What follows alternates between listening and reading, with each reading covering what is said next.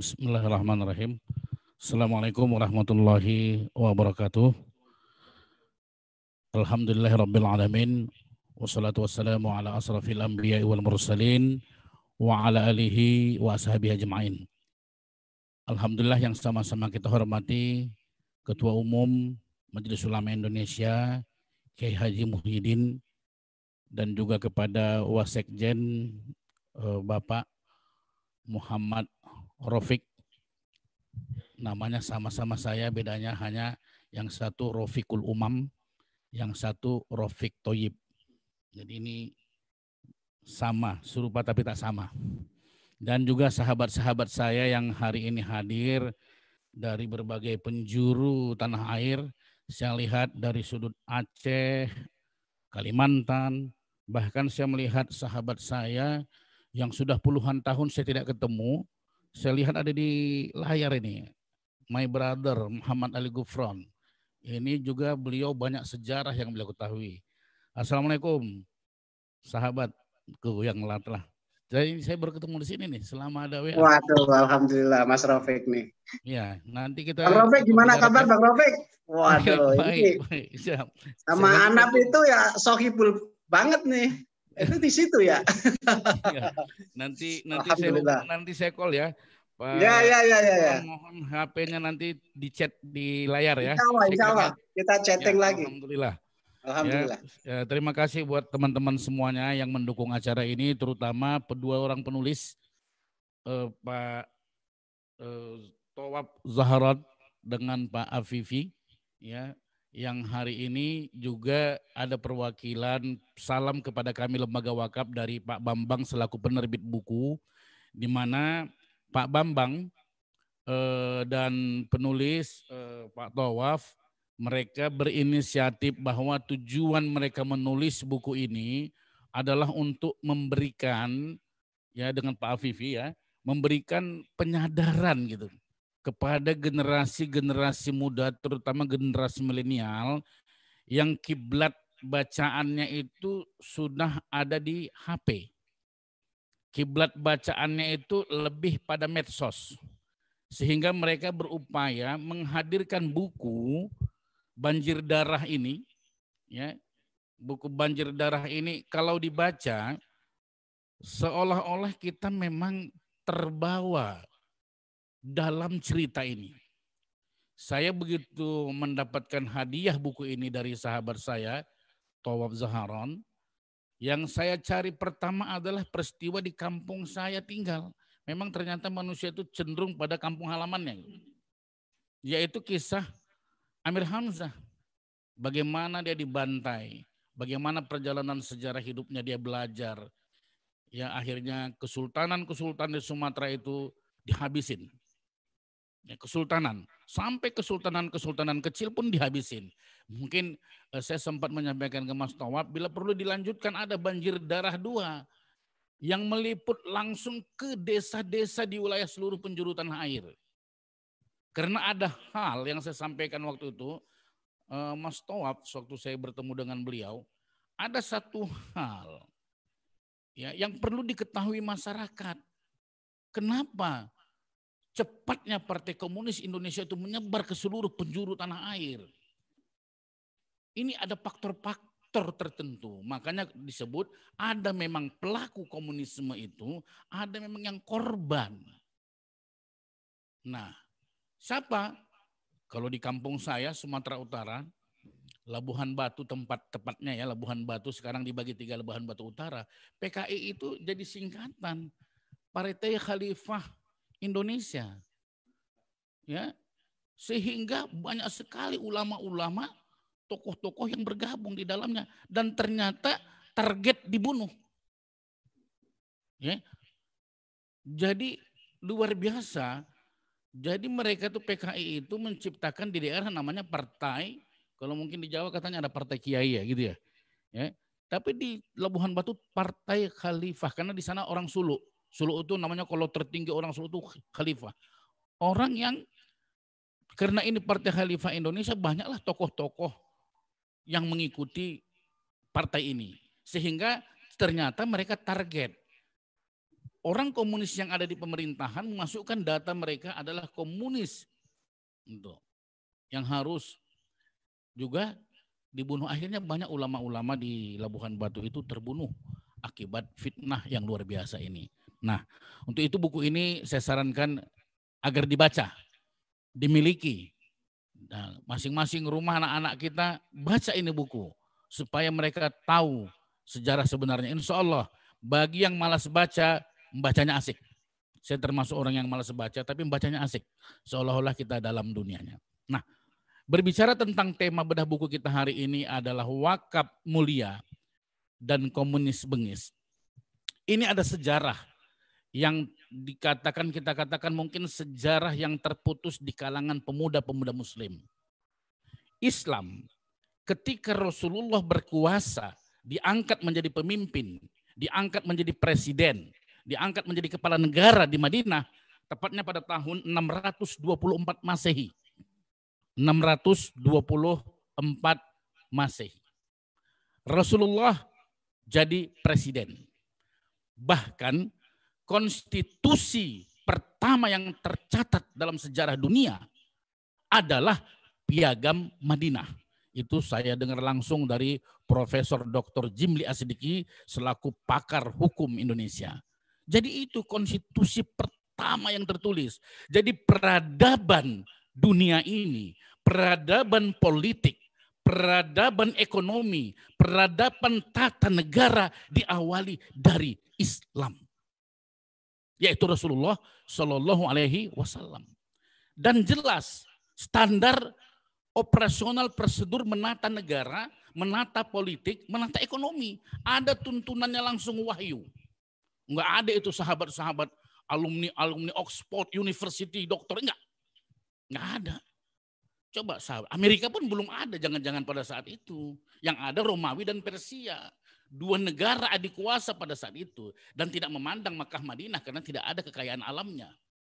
Dan mereka tidak menyangka dari situlah terbit sebuah kekuatan besar dari Madinah. Nah, kita lihat dalam perjalanannya Rasulullah ketika berkuasa menata. Disitulah ada pilar-pilar yang dibangun Rasulullah membangun Madinah. Membangun sebuah negara. Setidaknya ada 7 pilar dalam catatan kami.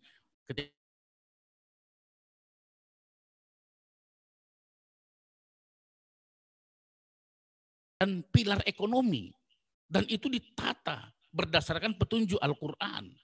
Dan juga sunnah Rasulullah SAW. Apa yang terjadi? Hanya tahun ke-8 Hijriah. Ya, Rasulullah SAW langsung membuka pasar. Setelah berhasil menata keuangan. Jadi penataan keuangan kalau zaman sekarang kan lebih pada cukai. Ya, negara itu hidup dari pajak. Di masa Rasulullah hidup bukan dari pajak. Dari jizwah, zakat, infak, sedekah, hibah. Wakaf hari itu belum dinamakan wakaf. Ya, masih hibah. Halnya Rasulullah mengatakan tahan. Ya, ketika Umar bin Khattab tadi kata Pak Taub menyerahkan hartanya, insi tahabasta. Kalau kamu mau ya Umar, tahan saja. Habasta jadi bahasa Indonesia habis, lupakan gitu. Kalau ada diserahkan lupakan, bukan milik kita. Tapi milik Allah, milik umum. Inilah nanti dalam sejarahnya Adam Smith, Karl Marx memisahkan sistem perekonomian Islam menjadi kapitalis dan komunis. Dipisah. Islam tidak mengajarkan itu.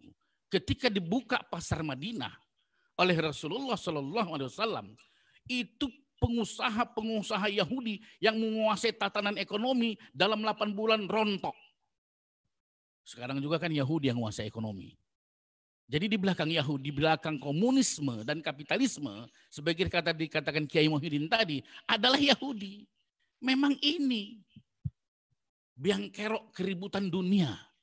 Karena dulu ketika Rasulullah ada pun biang kerok yang memanas-manasi Persia dan Romawi, mereka juga. Dan hari ini 2 kiblat besar dunia, Amerika dengan dia mewakili kapitalisme, di belakangnya Yahudi. Komunisme, Cina, Yahudi. Karena tokoh Karl Marx itu adalah keturunan Yahudi. Ini sejarah yang harus kita lihat. Kemudian setelah Rasulullah meninggal dunia, Khalifah Umar bin Khattab yang terkenal sebagai Amirul Mukminin pada tahun 637 Masehi menguasai separuh dunia ini. Ini Khalifah Umar bin Khattab. Lalu ketika masa Utsman bin Affan lebih pada penguatan. Lalu Utsman bin Affan ini seorang pengusaha besar. Dia lebih mengirim dai-dai untuk untuk menjelaskan bagaimana ajaran Islam. Bahkan ke tanah air pun sudah sampai. Dalam catatan sejarah, Malaysia, Indonesia, sejak zaman Rasulullah ketika perjanjian Hudaybiyah itu banyak para sahabat-sahabat yang dikirim Rasulullah bahkan sampai ke tanah air kita yaitu Barus. Nah, ada yang mengatakan sejak zaman Ali. Ya, nah kalau mau dikuatkan sejarahnya pengiriman dai itu lebih kuat di zaman Hudaybiyah, perjanjian Hudaybiyah dan di zaman Utsman bin Affan. Nah kita tidak membahas itu tapi kita tahu bahwa abad ke-6 sebenarnya Islam sudah masuk ke Indonesia. Nah, perjalanan sejarah ketika rontoknya kekuatan ekonomi Yahudi di Madinah dengan masuknya sistem ekonomi Al-Quran, sistem ekonomi Islam, ya, karena ini agak berbeda nih. Ekonomi Islam, ekonomi syariah menurut pakar-pakar ekonomi syariah ini beda. Kalau ekonomi Islam lebih pada Al-Quran dan Sunnah titik. Tapi ekonomi syariah masih ada campur tangan pemikiran ijtihad manusia. Makanya suka debat kan itu, Bank Syariah suka debat kita. Asuransi syariah suka debat kita. Kenapa?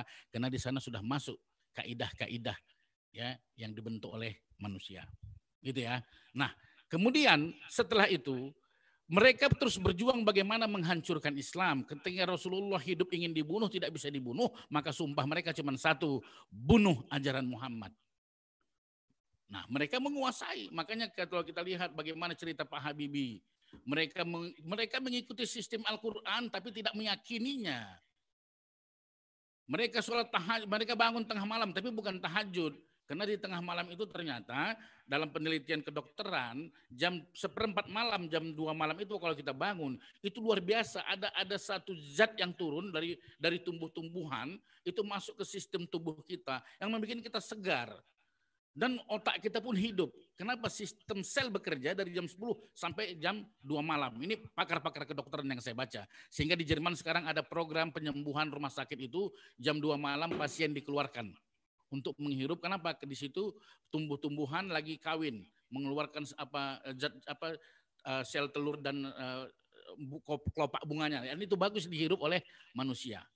Ternyata tujuan untuk tahajud itu pun kesehatan. Itu kita lihat dalam sejarah dialog Pak Habibie dengan 2 Yahudi yang lebih pintar dari beliau. Akhirnya ketika beliau mengamalkan sistem petunjuk Al-Quran tersebut, beliau menguasai orang paling cerdas di Jerman.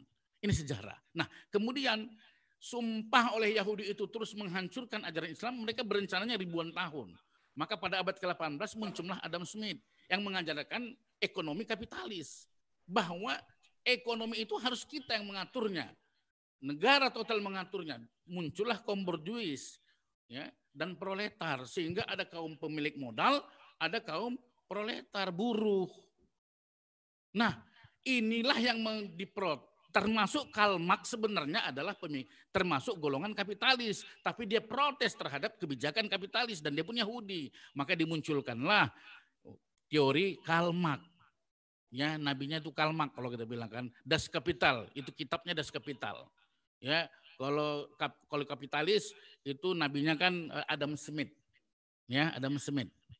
Nah, kita Islam masuk mengakui hak kapital pribadi dan mengakui hak sosial. Jadi di tengah-tengah kitabnya Al-Quran, nabinya Rasulullah. Jadi saudara-saudaraku yang mendengar hari ini dimanapun berada, bila ada di hati Anda atau keturunan-keturunan yang berpaham komunis, kembalilah ke ajaran yang sebenarnya. Kenapa? Karena itu baru lahir ketika runtuhnya Ottoman. Ottoman runtuh tahun 1918. 1922 berdirilah Turki. Turki yang dipimpin oleh Kemal Atatürk. Runtuhlah kekhalifahan Islam. Jadi kalau kita hitung, Islam itu menjadi negara adikuasa 1290 tahun. Kenapa? Kekuatan Romeo Persia pun hancur. Disitulah muncul Amerika, muncul Perancis, muncul Inggris bersatu untuk bagaimana merontokkan kekuatan kekhalifahan ini. Makanya jangan aneh kalau di Inggris itu paling banyak keturunan Yahudi, termasuk Karl Marx dari Inggris. Nah itulah mereka ingin mengapa? Begitu rontok Kesultanan Ottoman, disitulah kita runtuh ekonomi Islam itu, berkuasalah ekonomi kapitalis dan komunis yang terus bersaing. Makanya menurut saya lupa nama tokohnya, Huntington atau siapa, kapitalis, komunis, Islam akan terus berhadapan-hadapan sampai hari kiamat. Ya. Kapitalis jatuh, Islam berhadapan dengan komunis. Komunis jatuh, Islam berhadapan dengan kapitalis. Tapi hari ini, kata guru saya, Rofik, kapitalis komunis lagi selingkuh, nyerang Islam. Nah untuk itulah, tawaran komunis tentang hak sosial itu lebih baik dengan tawaran Islam hak sosial. Dan di Indonesia diputuskan itu 30% hak sosial yang harus kita keluarkan. Dari harta yang kita miliki ada 30% hak sosial. Yaitu disebut wakaf. Nah wakaf itu mulia. Bisa mengangkat harkat derajat orang-orang miskin sehingga terjadi pemerataan kehidupan. Karena hak kapital diakui oleh Islam 70%. Kalau kita mengikuti Undang-Undang Badan Wakaf Indonesia. Nah untuk itulah para generasi muda, pertama beli buku ini. Kenapa? Karena Anda akan mendapatkan sejarah yang luar biasa. Dan kita minta kepada kedua penulis yang hadir hari ini, bikinlah Banjir Darah 2. Ya, apapun judulnya, tapi yang kedua. Terus ditelusuri sejarah ini agar adik-adik kita milenial paham. Ya, bahwa komunis ini yang jadi partai, karena komunis ini berpaham satu partai. Dia berpaham satu partai. Kapitalis tidak berpaham mana yang paling banyak. Makanya Indonesia sebenarnya dengan demokrasi kepemilihan presiden mengkhianati menurut saya dengan sistem apa yang sudah dirumuskan dalam Undang-Undang Dasar 1945 bahwa kita negara berasaskan Pancasila dan sudah diatur sistem memimpin negara. Tiba-tiba berubah. Sebenarnya berbau kapitalis. Demokrasi is kapitalisme. Kenapa? Hak yang paling banyak suara.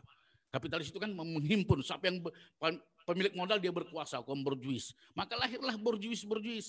Kita lihat partai-partai banyak di Indonesia sudah mulai dinasti. Ya, dinasti. Kenapa? Karena berbau kapitalis.